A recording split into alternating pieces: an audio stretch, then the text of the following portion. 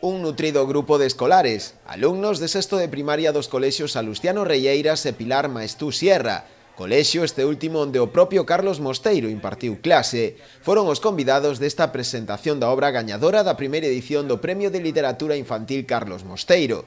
Os Fantón de Patricia Mallo foi por unanimidade para o xurado, a mellor obra das 39 presentadas ao concurso. É un tipo de historia que vos vai a enganchar moitísimo en o primeiro momento e que ademais é extremadamente divertida, porque aí a Patricia así con esa cara de seria que a vedes ora non, pero é unha escritora extremadamente divertida e delo pasar realmente moi ben con estes Fantón, que é unha familia coa que vos ides encariñar rapidísimamente. A autora agradeceu ao Concello por ter convocado o certame, a que concorreu coa súa segunda novela. Unha obra, segundo ela, onde se mestura humor, fantasía e, sobre todo, aventuras. Cando escribín esta novela, pensei en escribir unha familia de fantasmas, pero en realidade non trata de fantasmas. Os protagonistas é unha familia, como podería ser calquer familia galega, que quere ir de vacacións, que é o que todo o mundo quere cando chega o verán.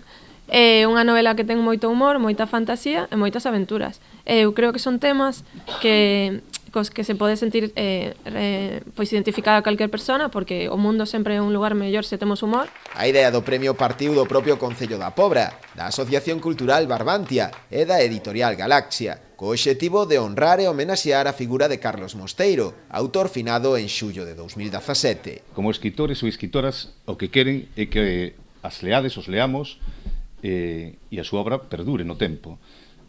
Carlos Mosteiro, o premio Carlos Mosteiro, pretende que todo o mundo coñeza a súa figura e, como ides a ler o libro de Patricia, tamén teñades o interese de ler os libros de Carlos Mosteiro.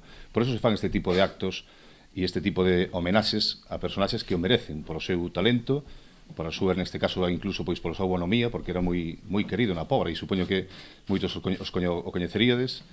E, polo tanto, eu creo que é unha boa actividade por parte dun concello para un escritor ou escritora, non vos parece? Ademais da súa publicación na colección Árbore de Galaxia, o galardón estaba dotado cun premio metálico de 1.500 euros.